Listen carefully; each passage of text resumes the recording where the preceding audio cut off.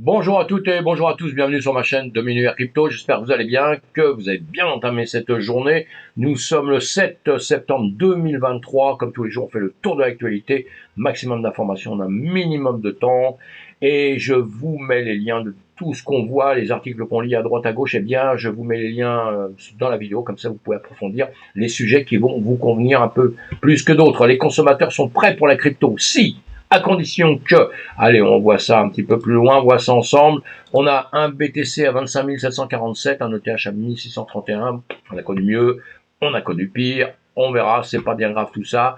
Dans les médias plus graves, la guerre en Ukraine, toujours là, malheureusement, la guerre en Ukraine, on en parle à longueur de temps. Pourquoi? C'est justement parce que je veux pas oublier ce genre de choses, qu'il y a des gens qui souffrent vraiment et qui sont des familles qui vont être dans la misère tout le restant de leur vie à cause de ça. Bon, allez, passons, on va passer au calendrier économique. Calendrier économique, des news à longueur de temps. Les plus importantes, celles des États-Unis. On voit toujours avec la tech, on dépend un petit peu de tout ça.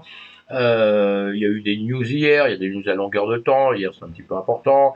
Et on a vu le marché a bougé un peu, a réagi comme on le pensait aussi. Il n'y a rien de nouveau, comme je le dis depuis X temps.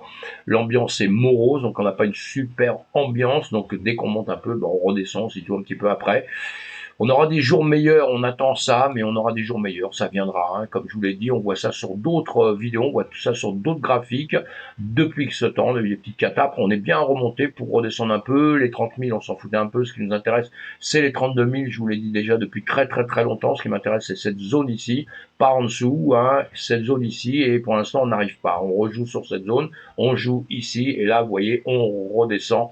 Voilà, sur les 25 000. Les 25 000, zone importante ici, à différents endroits, en résistance, en support, mais zone très importante. Donc, est-ce qu'on va recasser en dessous? On pourrait très bien venir chercher les 20 000.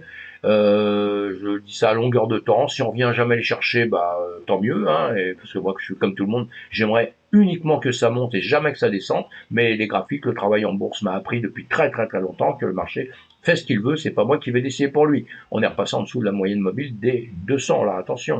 Et donc, voilà, allez, on voit tout ça sur d'autres vidéos après. Ici, c'est ce qu'on avait vu avant-hier. Hier, j'ai fait une autre vidéo justement sur les altcoins.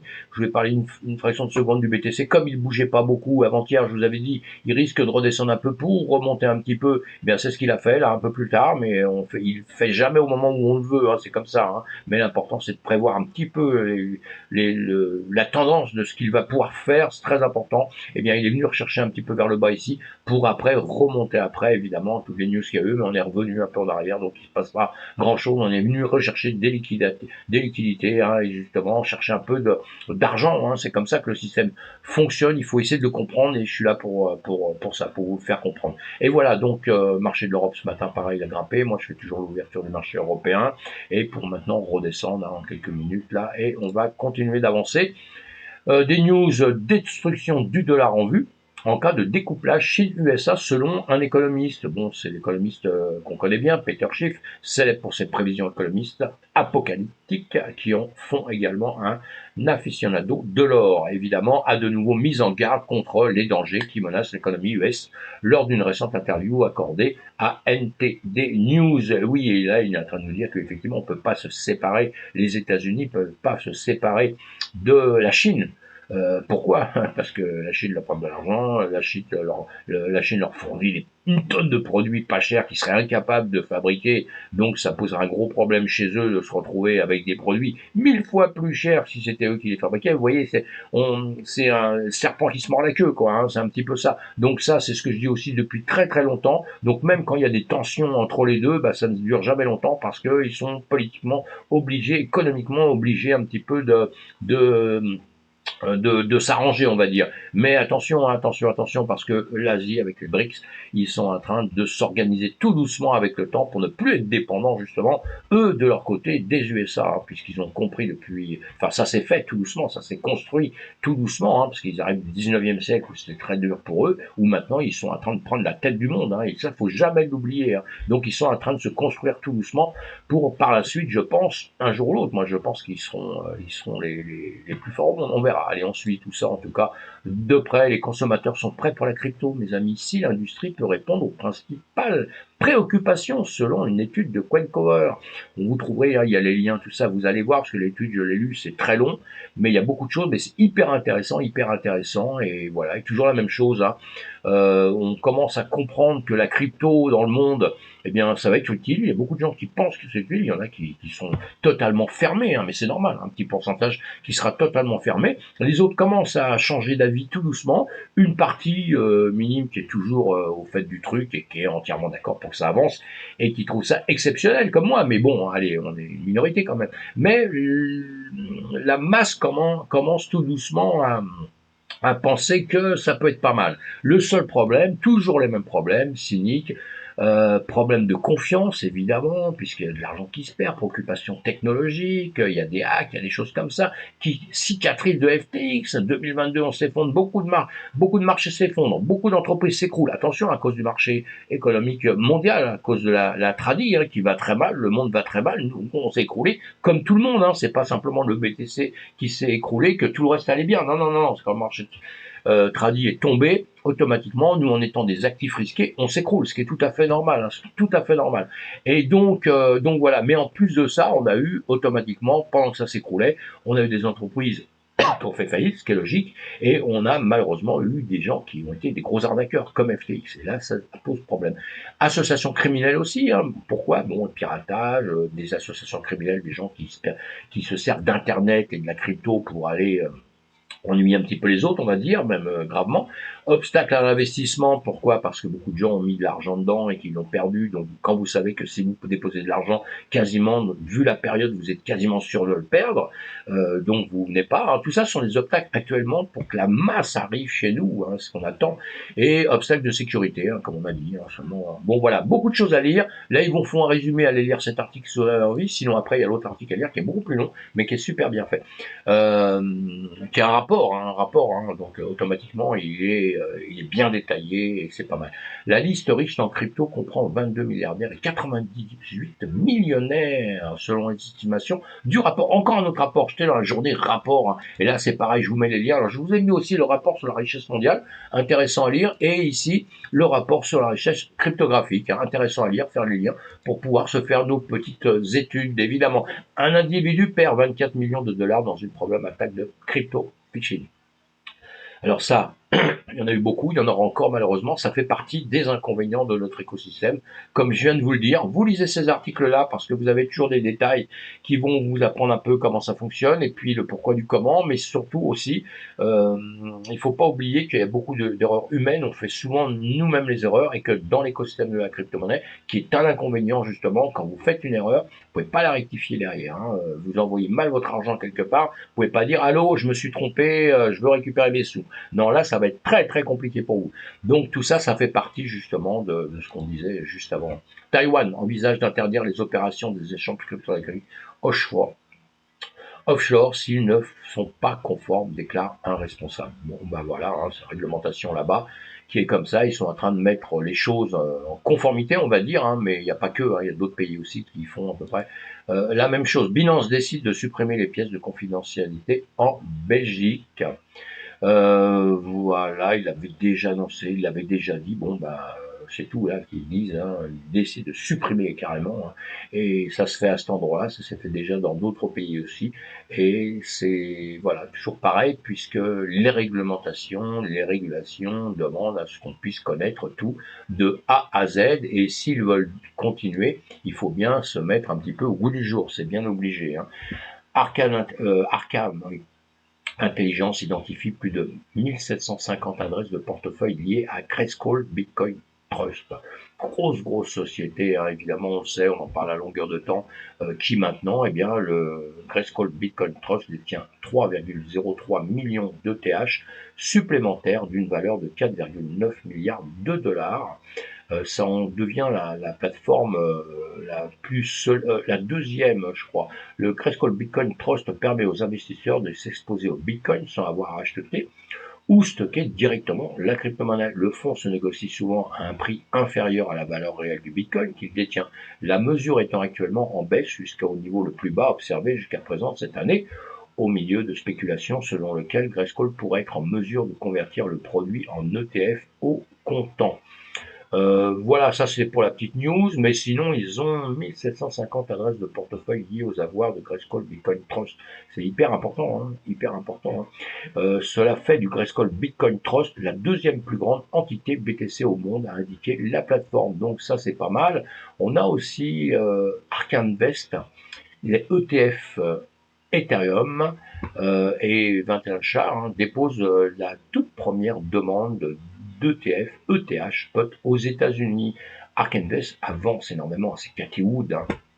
Cathy Wood, on en parle à longueur de temps, qui est une pro de la crypto, évidemment, hein, pro amatrice de BTC, évidemment. Hein, et là, bon, on s'attaque aux ETF, Ethereum, on sait bien qu'il y a un chemin à faire là-dessus qui va être hyper important. Donc voilà, l'écosystème avance. Le cofondateur de Tornado Cash, Roman Storm, plaide non coupable. Alors lui, c'est chaud pour lui, hein, puisque procédure, etc., etc.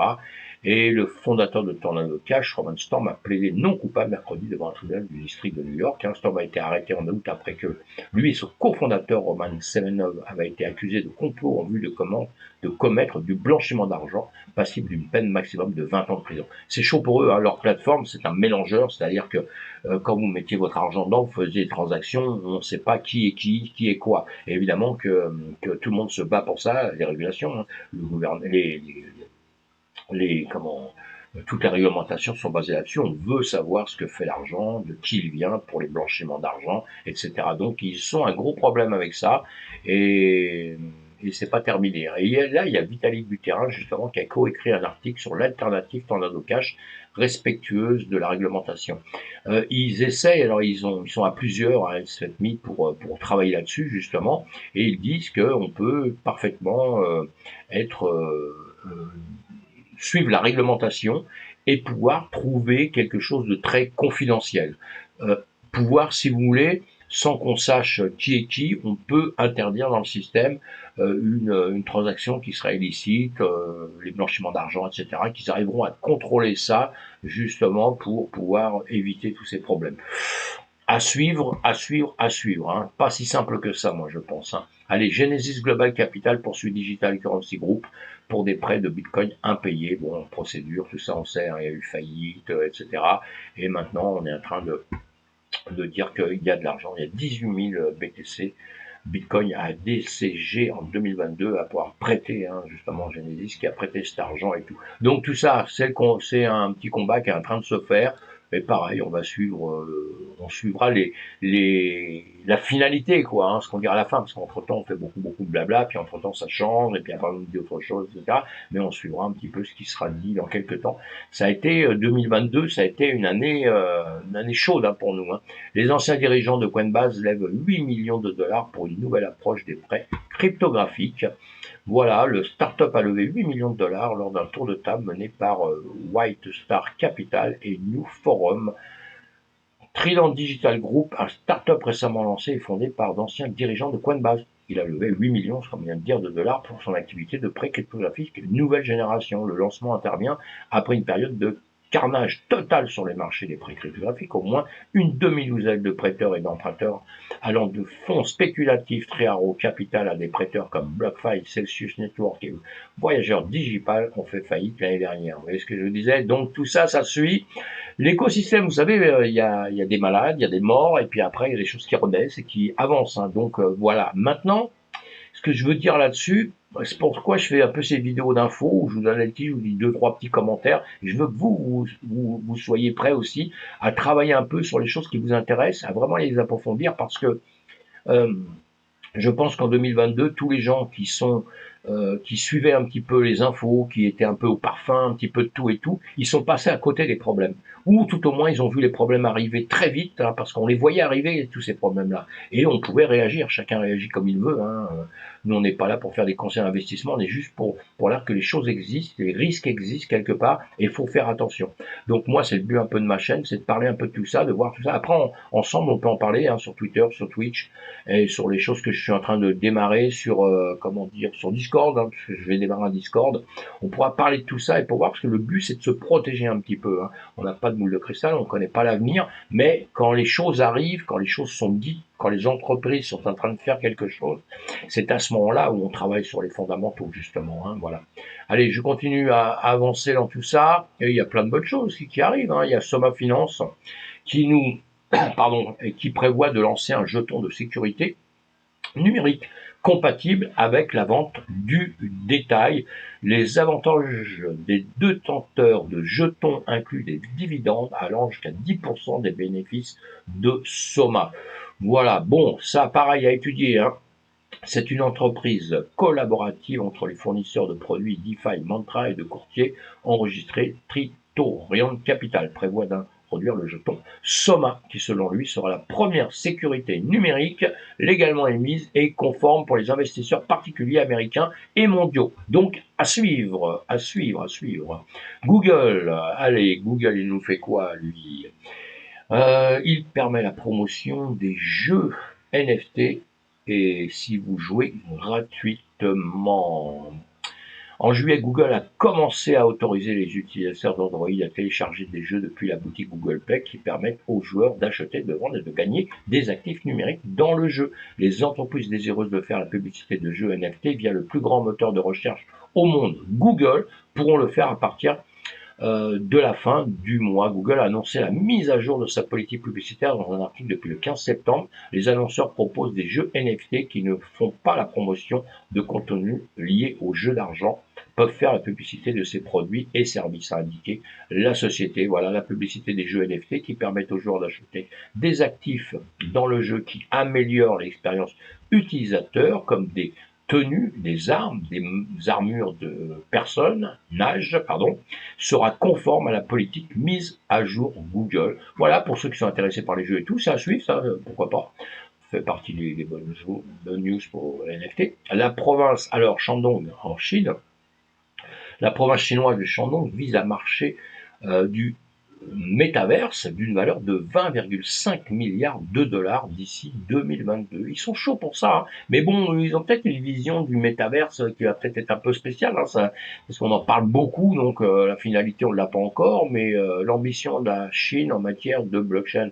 Alors que la Chine a interdit toutes les transactions de crypto-monnaies en septembre 2021, le pays reste optimiste quant à la technologie blockchain et aux économies numériques locales. Les géants chinois de la technologie tels qu'Alibaba et Tencent se concentrant sur le développement de leur propre blockchain de consortium. Oui, ça avance là-bas quand même. Hein. En mai, Pékin a publié un livre blanc visant à promouvoir l'innovation et le développement de l'industrie du Web3. Le gouvernement cherche à positionner Pékin comme un pôle mondial d'innovation pour l'économie numérique. Quand je vous dis que les Chinois, ils avancent quand même, à voir quand même. Évidemment qu'on doute tout le temps sur la Chine. On a l'impression que la Chine, ils peuvent pas faire quelque chose sans tout contrôler, sans être maître là des situations.